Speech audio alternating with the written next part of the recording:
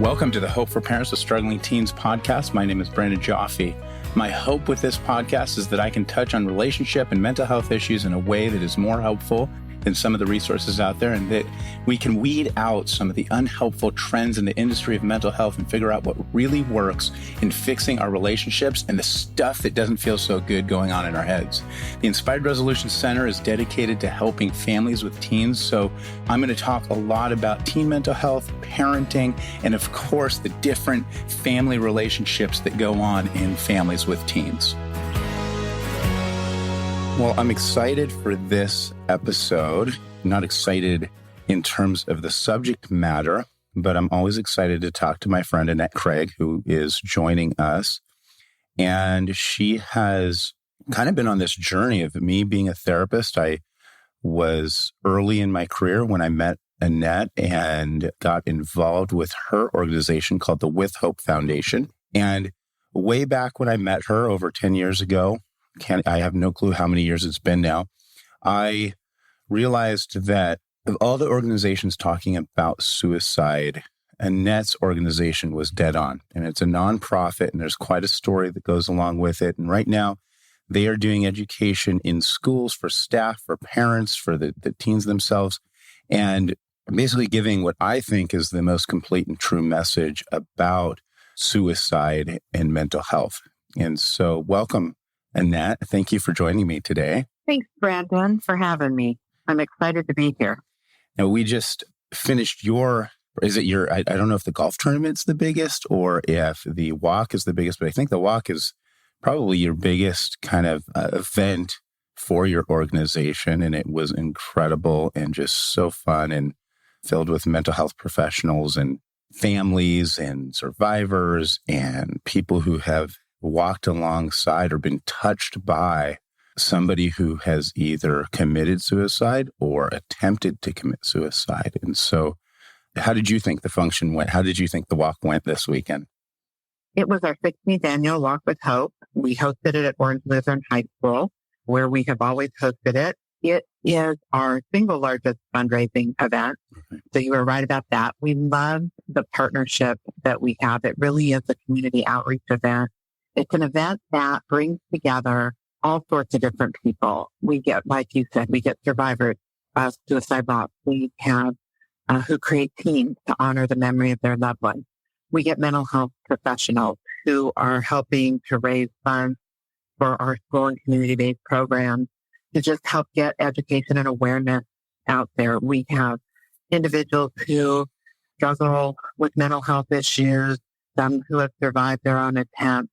It's really my favorite event because it brings together just a collective community of individuals committed to our message of hope and help and just getting that sense of community. If you're a survivor of suicide loss, you have a sense of community and support. You realize that you're not alone, that there are other people like you who are walking this path of grief towards hope and healing. If you're somebody who has struggled with mental health issues and maybe have at one point maybe been suicidal, maybe you've survived an attempt, you realize you're not alone. And again, there's resources and support.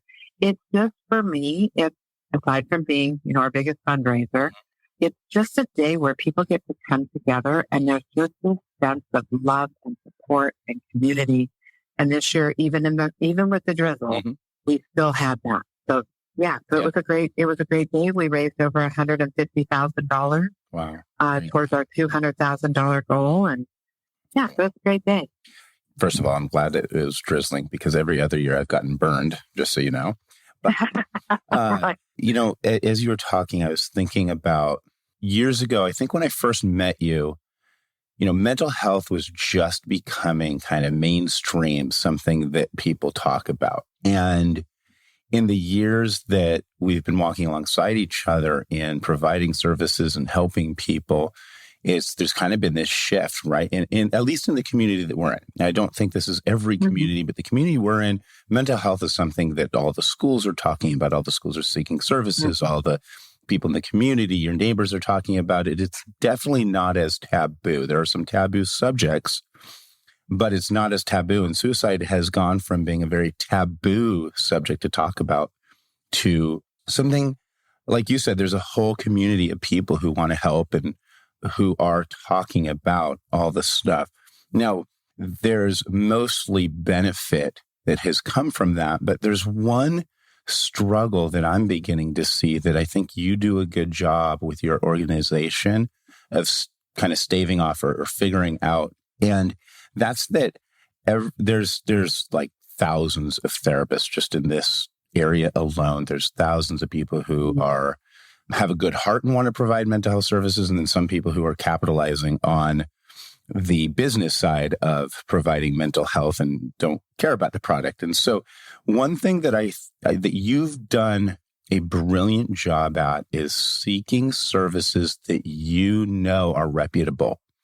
And it's interesting because you even came to me this weekend talking to me about some organizations. And so I wanted to highlight that because it's something I want people doing more of. Number one, I think that as a professional, we all have our niches. We have things that we're good at, we know a lot about, and we have dedicated our lives to. And so those are the things that we should be treating. And so first off, it's the professional's job to be honest about what they can provide services for. But what you've done is you do your research, man. I mean, you ask anybody and everybody, and I love that you're blunt about it. And you want to know if people are full of it, and you want to know if they're good and if they're bad. And I want to commend you for that, because that's something that is so important as mental health. Being a therapist, as providing services becomes less taboo and more mainstream, I think it's more and more important that we do our due diligence in making sure that we are finding effective programs for these people. Any thoughts on that? Well, I have to go back to the beginning. I have to go back to the beginning of With Hope. So in 2005, when we lost our daughter, Amber, she was 14 and a half years old. Mm-hmm. We lost her to suicide, and it was not something that was on our radar at all. Right. And 3 days after she took her life, 3 friends came forward to tell us they knew she was thinking about it. They didn't know what to do with the information. It wasn't like she came out and said, I'm going to kill myself and this is how I'm going to do it. Mm-hmm. It wasn't like that. And so With Hope actually came into being because a family of 5 was devastated. I've got a son who's 15 months older than Amber and a son who's 13 months younger and 28 months, oldest, youngest triplets the hard way. Right. And one of the things that we found as parents was this came completely out of left field. We had no idea that this was something that we needed to be aware of or looking for in our family and our teens.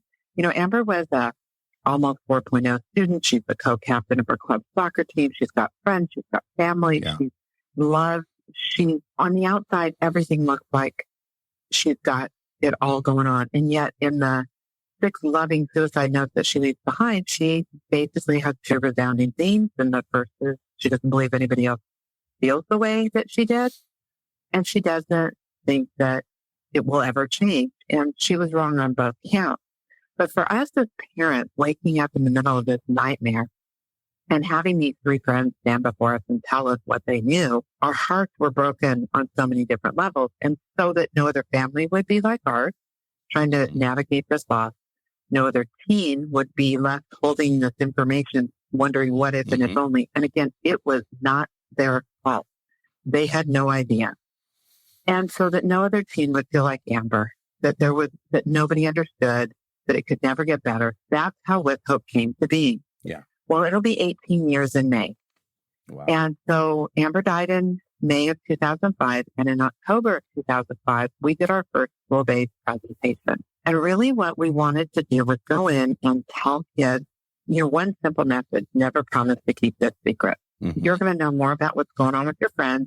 So when we started talking to them, kind of what you were saying about mental health and how we talk about it now, 18 years ago, we really weren't. We didn't know what the signs were. Nobody was talking to the kids. Well, we quickly realized when we got into school that the problem wasn't that the kids, they knew this was a problem. They just didn't know what to do with the information. And in giving them permission to come forward with the information, we also realized we were going to have to educate staff and parents like ourselves who had no clue that this was happening. So I completely agree with you that what we have seen in the 18 years of working in schools and community-based programs that we provide, we've really seen the conversation change around mental health. Mm-hmm. And it is a conversation that people have openly now. But I do agree with you that I think the conversation is talked about, but I'm not necessarily convinced that there's still not stigma and all of that attached to it, because we still see that there's a struggle for people to come forward to get help. Yeah. And like you were saying, we have been very fortunate to partner with some amazing therapists who work with teens that are in crisis. Yeah. And it's hard to find it. It's hard to find really good therapists that will take teens. The running joke is I'm always looking for the slightly depressed teen. I don't get those. If they're with us, if they come through us, it's because they're suicidal. They've made an attempt. And so we need to be able to connect them quickly to a therapist that they can connect and work with. And then I think, one of the things I'm most proud of and most excited about was when you and I met, we had this vision of not only being able to get the at-risk teen connected to help, because that's absolutely important, but there was this whole other component about how do we prop up a family? How do we help parents help their kids? And there was nothing really at the time where parents could go to get support. And so that's, as you and I started talking about that, I think that kind of partners hand in hand too, because when you get your kid connected to good therapy, they're seeing a therapist an hour a week, sometimes a little bit more. Yeah. But parents need support. Yeah. They need some guidance. They need to know how not to undo the hours worth of therapy that their kids getting. Yep. And so I think finding really good therapists who not just will see kids, but love these kids, love working with this demographic is always kind of key too. And then I love the parent support group that y'all run. Yeah. There. So with the parent support group, I want to unpack a few things because the parent support group is huge, and I want you to speak to that in a moment in a really complete way. But let me real quick, I want to point out a few things that you said that I love. Number one, working with teens is difficult. And you said you need people who love working with teens. And I'm going to add to that because it's important that the professional not just like working with teens. They need to love working with teens, but they need to love working with the difficult teens. There are a whole bunch of teens out there. I love how you said that some therapists want the mildly depressed teen. And I'm going, okay, I'm mildly depressed. The teens who need help, you don't know if they're mildly depressed, majorly depressed. Sometimes they say they're really, really depressed and there's a whole nother issue going on. And I think about my own organization, and we get people saying it's ADHD, anxiety, and depression. Then they come in, there's a whole nother thing going on. And, so it's always interesting. You really don't know until you start working with a teen. And so as a professional, you've got to be willing to discern two things. Number one, I'm willing to talk to any teen that comes in my door and make the recommendation for either working with me or going to a higher level of care. So any professionals out there that are saying that they won't even have the consult or the intake is they probably shouldn't be working with teens. And teens are a whole, you can't just have a passion for it. You have to do the research. And I think what I've seen is most, in fact, therapists coming out of school say they want to work with teens. And then when I interview them, I realize they are not willing to do the diligent research, constant and constant work of knowing what is best practices for them today. The second thing that you brought up is that while we are having the conversation now, there's still that stigma. And I think that's an important discernment that you made. Everybody's talking about suicide and everybody is talking about mental health, at least in our community. However, and even on TV, I see it on social media.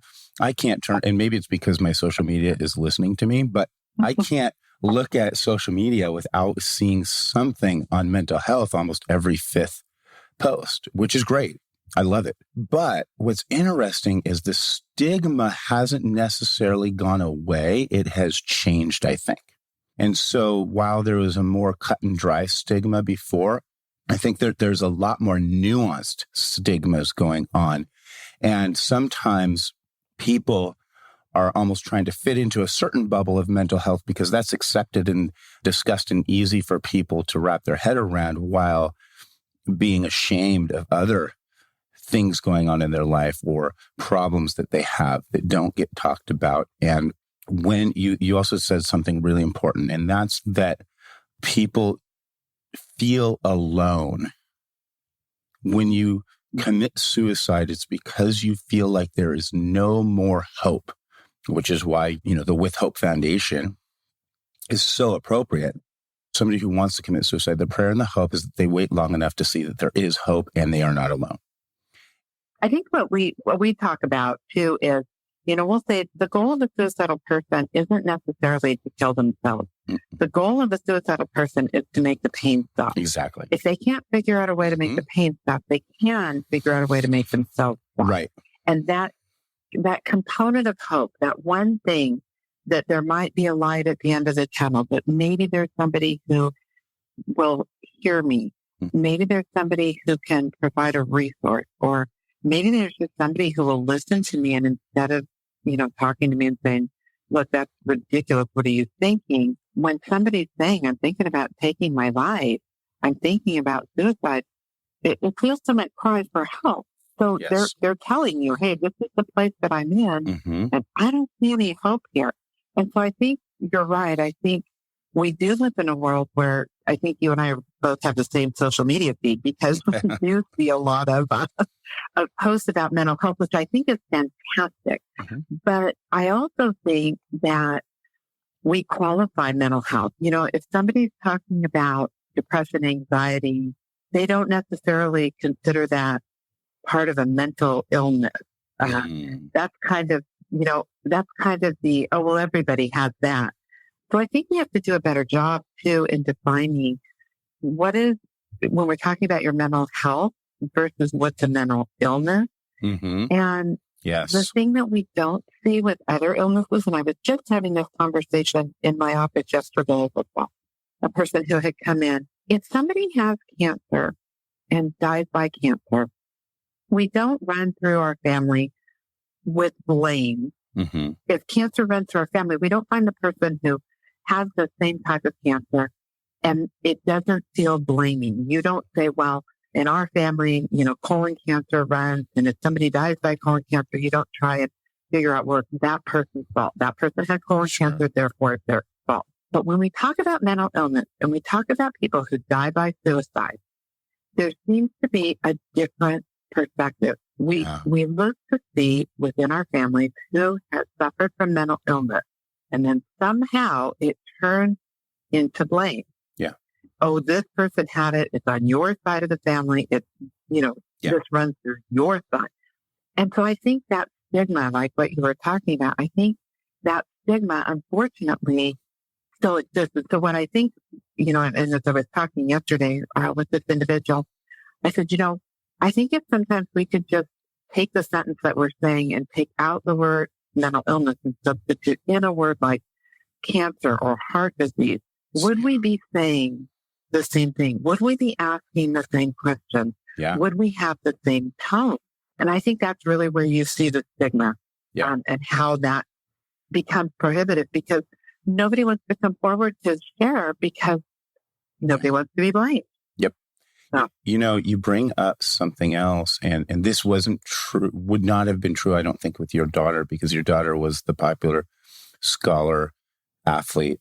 And I think about your story, at least 2 or 3 times a week. And I'm just so thankful that your story is out there. And I think of another story, as you were talking about just how people will look for blame in families. It's that side of the family, et cetera. It reminded me of something else that's going on that, again, doesn't get talked about much. And that's that there are some people that when they talk about their mental illness, people rally around them. And there are some clients that I work with, when they talk about their mental illness, the people around them want them to go away. And it might be because of their tone, the way they carry themselves, the way that they look, the lack of social skills that they have. It might be any number of things, of reasons, but I've noticed that sometimes I'll get somebody in with the exact same issue as another person, and one person has a community coming behind them while the other person is being rejected, asked to leave school, kicked out of certain clubs or sports or whatever it might be, and nobody is rallying around them except for maybe their immediate parents, who might even have their own kind of issues. And I don't know anybody else who's talking about that. And to me, that's really important. No, I think it's really important. I think that what we don't know scares us. Mm-hmm. I think when you talk about, you just talk about mental illness, and let's talk about mental illness. Everybody goes, it's Mm-hmm. so overwhelming. But I think if we kind of break it down, I think when we start talking about what does this look like, because there's a lot of isms that affect Mm-hmm. a family. Mental illness affects the family. It's difficult in a family when somebody has, especially in the early on stages, when somebody is maybe not diagnosed. You're trying to tease out, such as teens. Is it behavioral? Are we looking at mental health issues? What's happening here? And so usually a lot of chaos comes with that.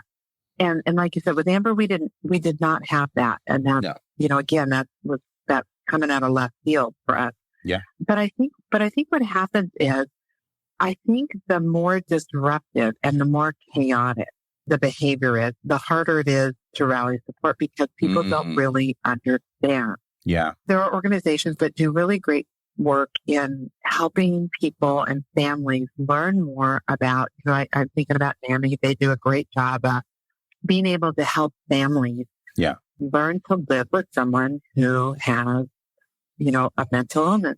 Yeah. And again, I kind of I know I kind of go back to this, but if you had a family member that had a physical disability or a physical illness that you needed, that affected the whole family, you would learn about that.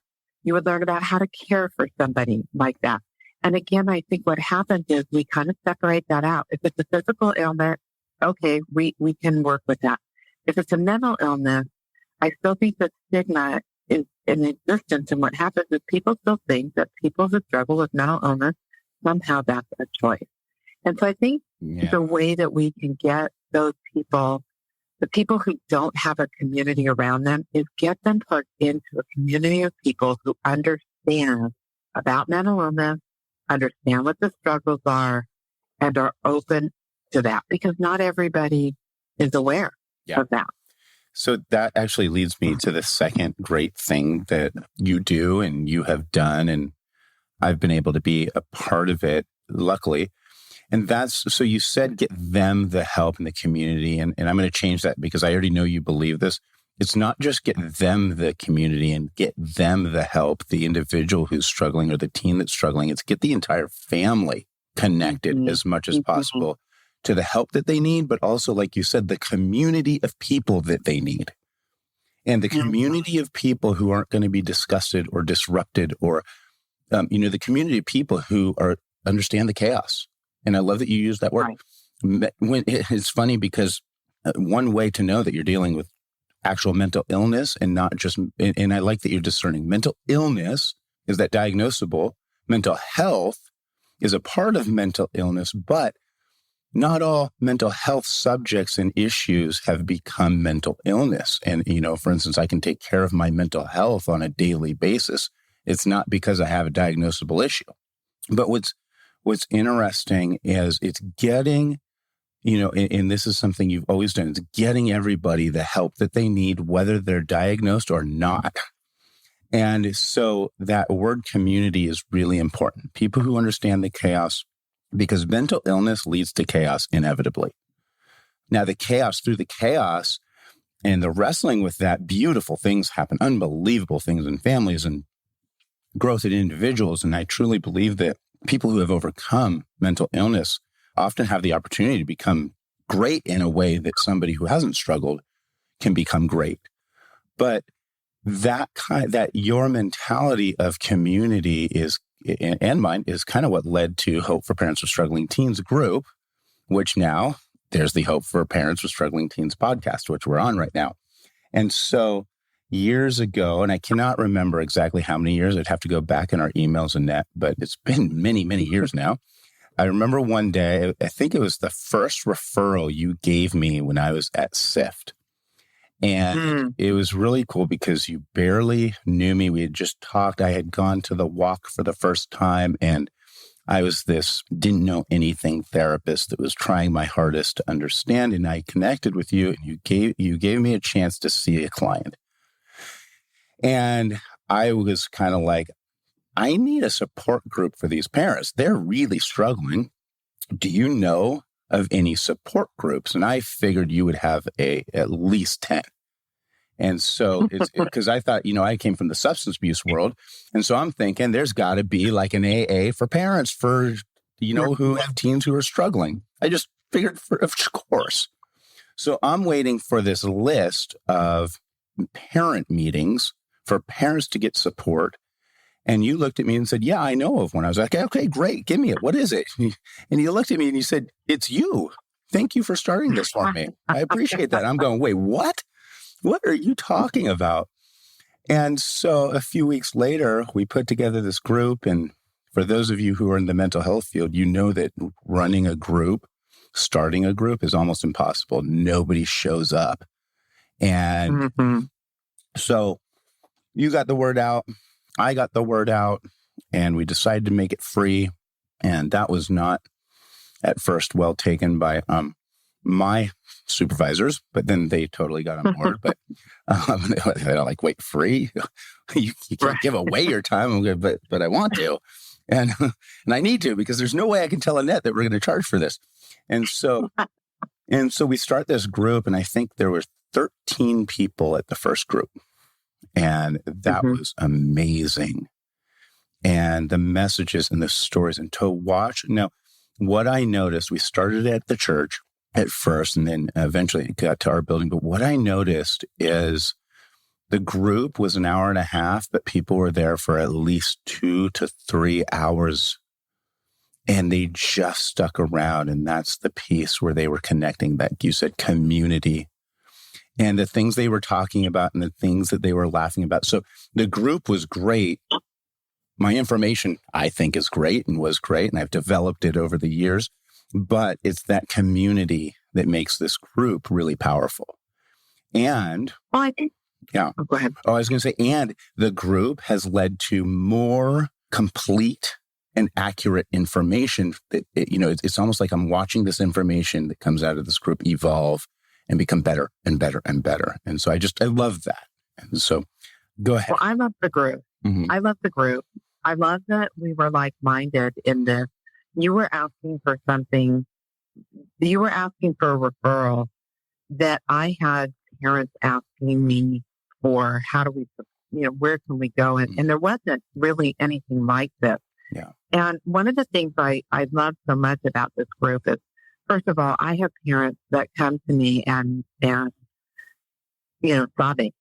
My 14-year-old made an attempt. My 12-year-old made an attempt. And, my first question is, are they connected to help? And yes. Okay, what are we doing to support the family? Yeah. What are we doing to strengthen the family to be able to support your child who's struggling? And, at first they kind of look and I'll say, who are you able to share this with? Yep. Because while, because of the stigma, it's hard, and not all of your circle of friends understand it. No. And so you need to have a place where you can go and first and foremost, just see that you're not alone.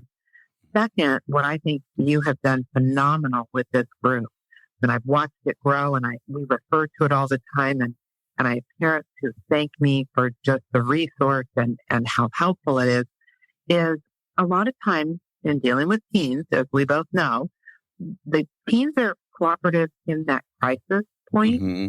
But then when they start, again, we bring the crisis down kind of to surface level, but we got to dig deeper.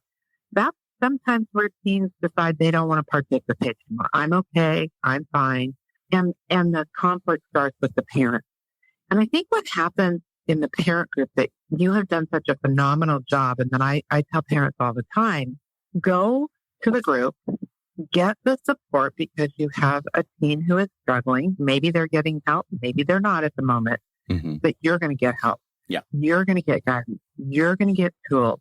And when somebody, you mentioned you come from the recovery addiction background. When you are a parent and you're getting support and you're participating in this parent support group, which I just can't say enough great things about, you're learning and your language is changing at home. And so sometimes the change that happens can happen at home by you attending a group, by you developing coping strategies. And slowly but surely, that has a trickle-down effect and can impact your team.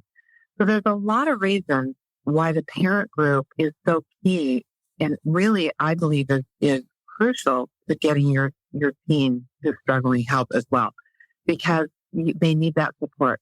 You do a great job of giving resources and guidance and help and setting up boundaries. And because let's face it, hostage parenting is at an all-time high when you have a teen who is suicidal, depressed. You're afraid. You're afraid to do anything. You're like a deer in the headlights.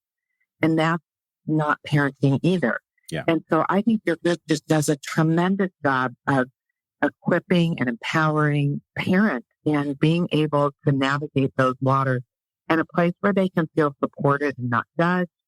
So to me, that's a crucial piece when you're dealing with teens is to make sure that the family and the support system around the teens are getting the help that they need so that they can support the kids who are struggling and getting help as well. So I know I kind of tossed it out there at you. I don't recall you running into it going, okay, yay. I kind of remember going, all right. Yeah. And then we've been excited about it ever since. And as we've watched it grow and I love the way in which you reach parents. I love the fact, coming out of the pandemic, we're seeing just staggering statistics around teens and their mental health. Not surprising. We weren't designed to live on an island. We were designed and created to live in community. And so when you take away community, it brings all sorts of problems up for all of us. But one of the things that I am super excited about that came out of the pandemic was Zoom became a regular way for people to communicate. Now I'm all about in person, but when you've got teens and you're in the thick of it, and you're running to practice and school and events and all these things, it's really hard to squeeze in time to drive to yet another thing. And I love that you offer the support online as well as in person, because I think, while you're a parent at a soccer practice, you can be sitting in your car doing a Zoom support group meeting and getting the support that you need while your kid's doing, their things too. And so I love that there are options, multiple options of ways that they can get connected and supported. Yeah. And, okay, so you said a few things there. And yeah, one of the positive things that came out of the pandemic is the ability to provide care in many, many different ways at the same time, which is amazing. You said two things that I want to circle back to. Number one, so often once you are out of the crisis, that's when getting people the care becomes most difficult. That's when the teens say, never mind, I'm good. And the parents are going, but a couple of weeks ago, you were in the hospital. What do you mean you're good? You're not good. You can't be good.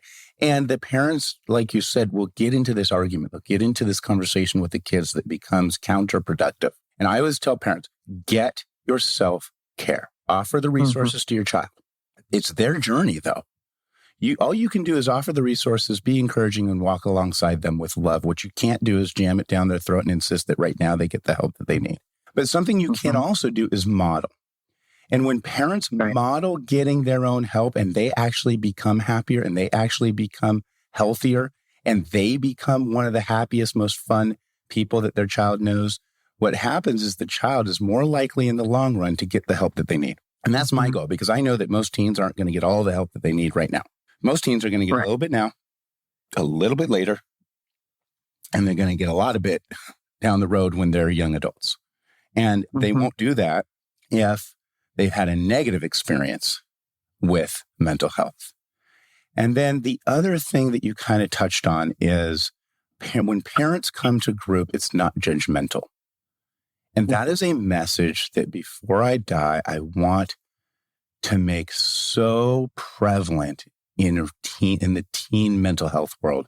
And that's that there is so much judgment. One thing that hasn't changed with mental health becoming more talked about and less taboo is blaming parents. And don't get me wrong, there are some things that parents do that need to be looked at and changed and addressed. But overall, almost everybody who has come to the group over the years, which it's hundreds and hundreds of parents, almost everybody has been a parent who is just trying to figure it out. They may not have all the information, but they have the heart. They love, they want their child to be okay, and they want to love their child.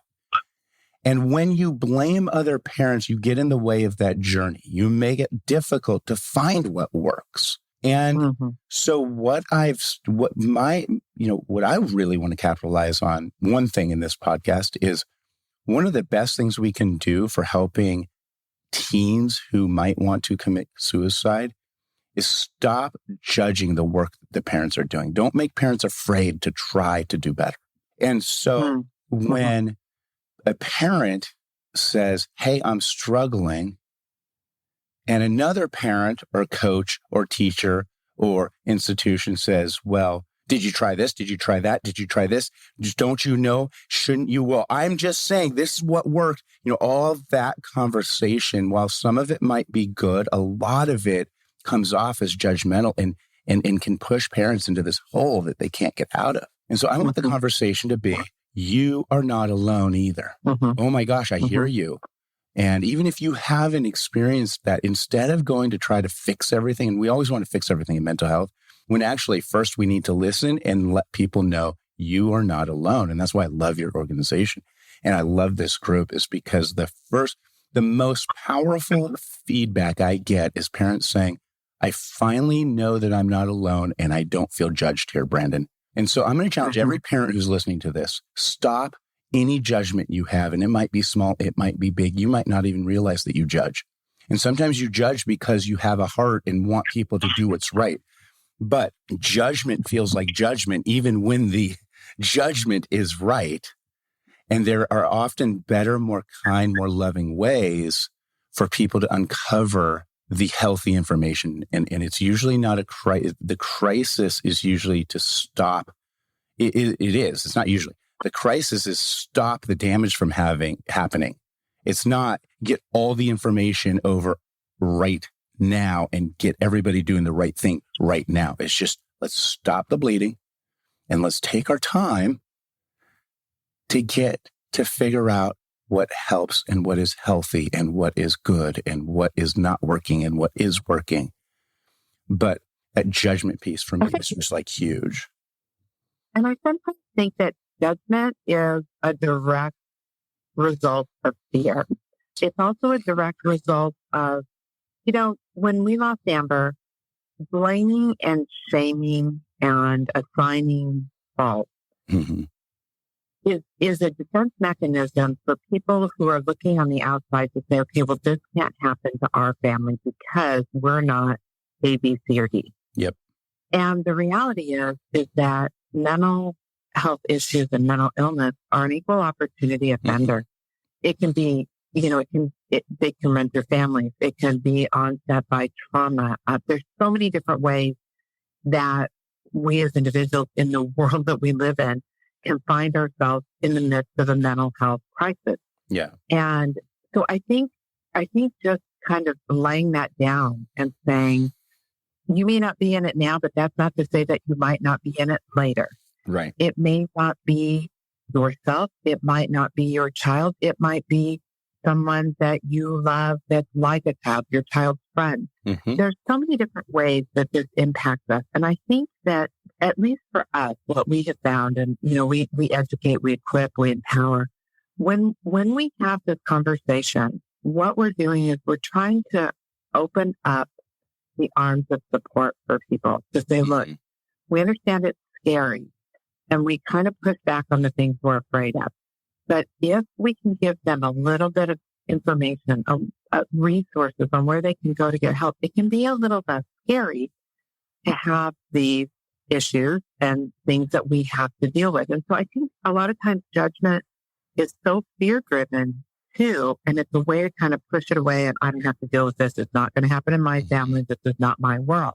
And I think one of the great things that we have seen, again, with your group and being in schools and communities, you were saying early on in the podcast, you were saying that within our community, North Orange County, after Lizzie Amber, she was not what we quote unquote thought suicide looked like. Right. On the outside, she looked like she had everything going, which told us that we had a preconceived notion of what somebody who dies by suicide looks like. And the truth of the matter is that our high achieving kids are at as great a risk, if not maybe even greater risk, than our kids that we think are maybe not achieving. Yeah. And maybe not as, and so I think we have to really, again, that's where that stigma piece, we have to really try and look through it and say, okay, it can happen to anybody. Yep. And I think within our community, when we lost Amber, and, she was a freshman in high school and connected through a competitive soccer world, and we saw a community come together and kind of stop and say, okay, wait a minute. If it could happen to her, it could happen to anyone. Yes. And I think that part of, you see this community, 18 years of us doing that, what we have seen and what I love about our organization is that it's community-based, it's community-supported, but we reach people all over the globe. But it started because the community came together and said, what can we do? And that can happen in every community. Yep. Every community can come together.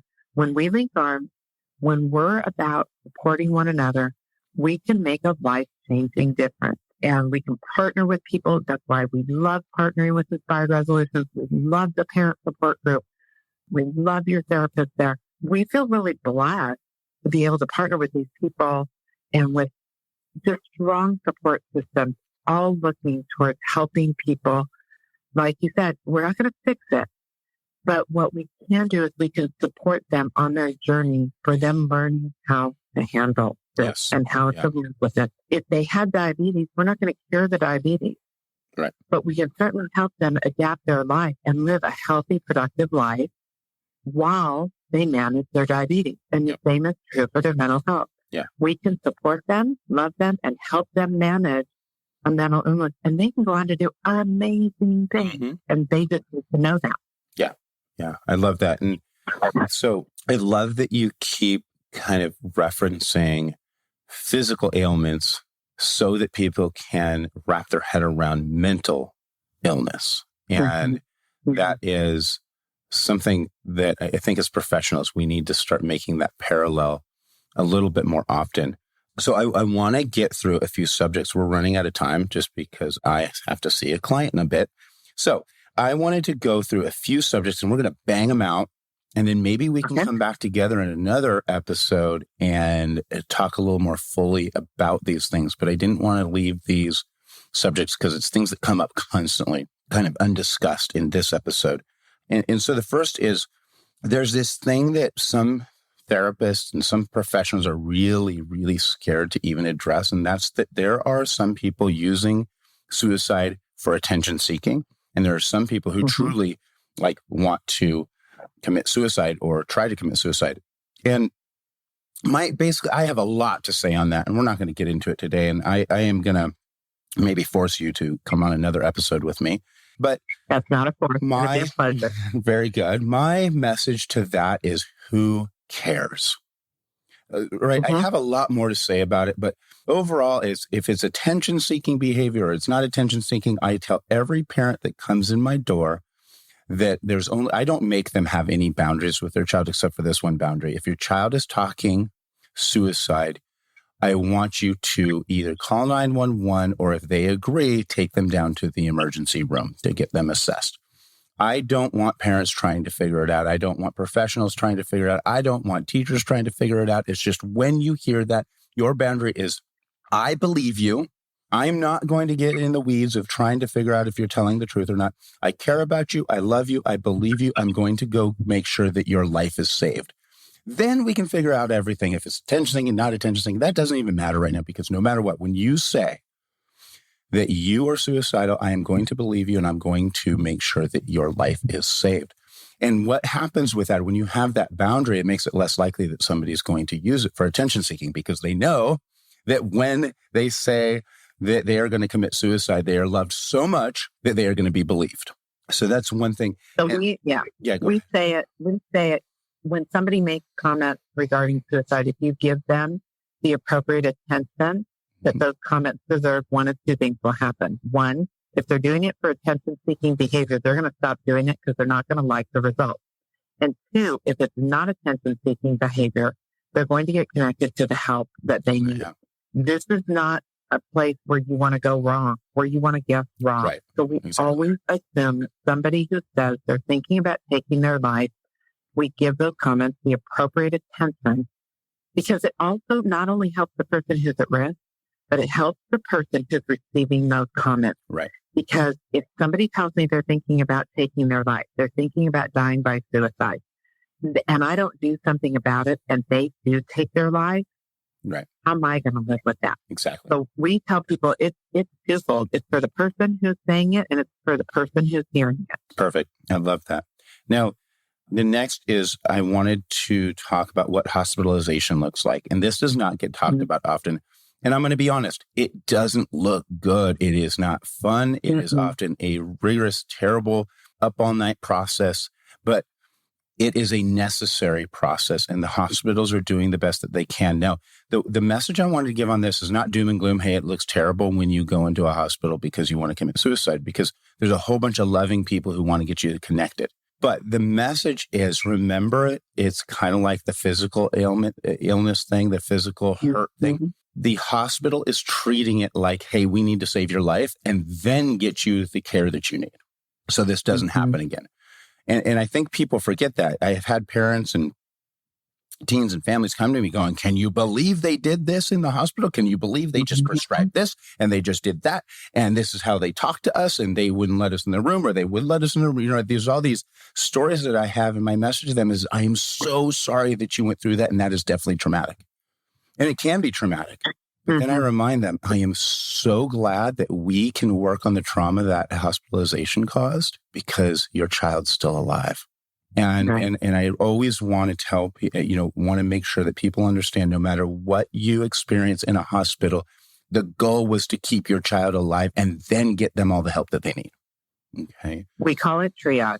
Exactly. We call it is hospitalization for mental health is for one thing and one thing only. It is to keep your child alive. Yes. It is to give them 24-hour surveillance, 24 hours. Somebody's looking at them.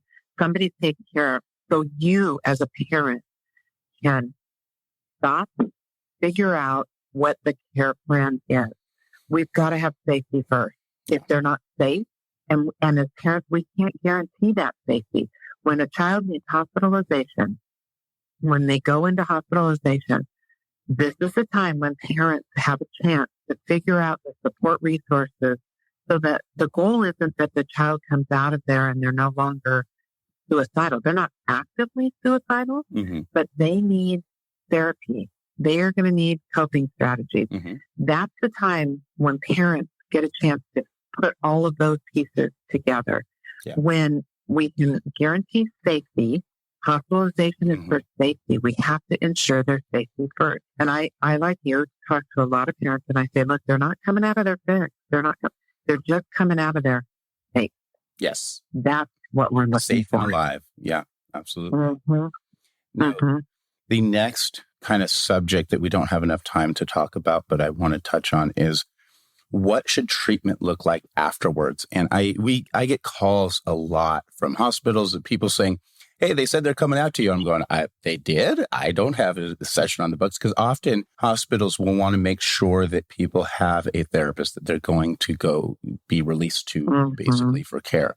And that's awesome. And treatment afterwards, for me, should include a few things. Number one, I don't believe that the treatment should be for the individual. I believe that the treatment should be for everybody. I think that it's an amazing time for the entire family to take stock, take a step back, and seek out all the help that the family needs as a whole. Whether that be therapeutic, it be socially, it be financially, it be routine-wise. And so there's a whole lot of things to take a look at in a family for quote unquote aftercare of the teen who's come out of a hospital. So when somebody comes to us, the treatment might individually look better, but we are encouraging a few things. Number one, we're encouraging that the family gets help and each individual gets help in the family. Number two, we are encouraging the family to take a look at who are the supportive people around them that they can lean into, and who do they maybe need to take a break from, or possibly cut out, but at least take a break from because it's too much pressure or it's toxic kind of involvement. And I don't like the word energy, but energy.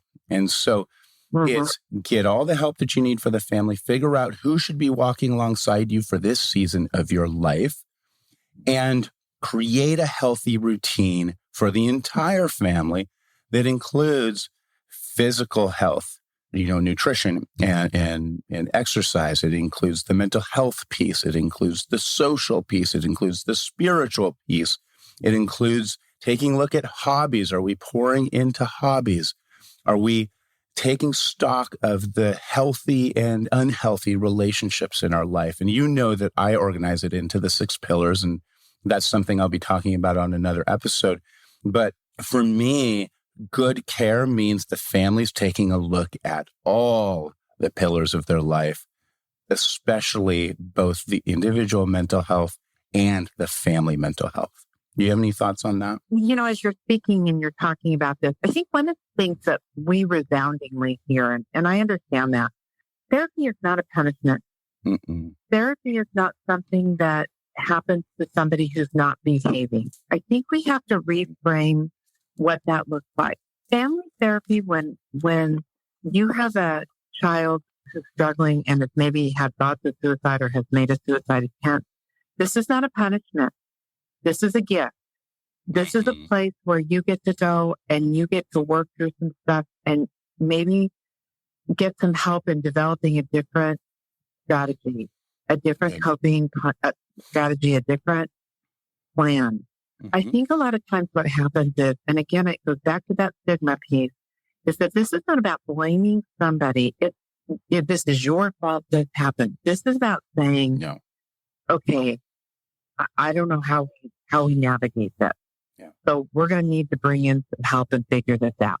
And I think if we can stop looking, especially for teens too, if we can stop treating therapy as just a punishment for bad behavior, but a gift you're giving them and a tool in their toolbox that is going to help them, not just right now, but really their entire life by helping them develop strategies, helping parents develop parenting strategies, helping kids develop coping strategies.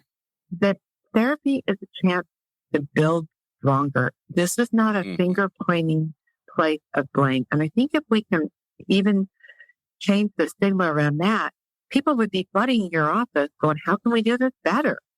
And I think that, we have to, as parents too, as parents who have lost a loved one to suicide, I think I don't think I know because I live it. There's a lot of guilt, blame, shame. But I try to encourage parents that if we're going to take all of the blame for all of the shortcomings, do we equally take all of the credit for all of their successes? Somewhere in there's a balance. And therapy is a really great place to be able to build those things up. So if there's one thing that I could leave parents with who are listening to this podcast today, It's that this is not a punishment. This is not a reflection on bad parenting. This is a gift that you get to give yourself and your family that can build it stronger. Absolutely. Annette, last message is so important. And that is, therapy is not a punishment. It is something that at any point in time, you can utilize therapy at any point in your life. Right. And so something I have two funds for my daughter. One is an education fund and one is a mental health fund. And I will be willing to walk alongside my daughter. She's only 4. The rest of her life, as long as I live, I want there to be funds set aside for her mental health and her education, whatever each of those looks like. And because mental health is a lifelong process. And if you have a diagnosable mental illness, it is going to be something that you continue to grow in. And then the other piece is the blame. We talked a lot about that. Parents cannot blame themselves.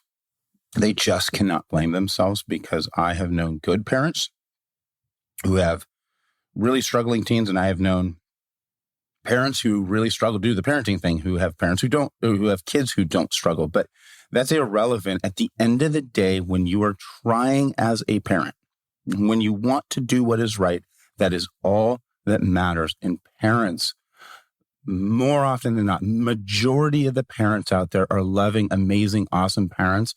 And I am blessed to have been able to walk alongside so many parents who love their children. And so as we close here, Annette, I just want to say that your organization is, it's my favorite nonprofit in the world. It is an amazing organization. You are doing amazing things in the community.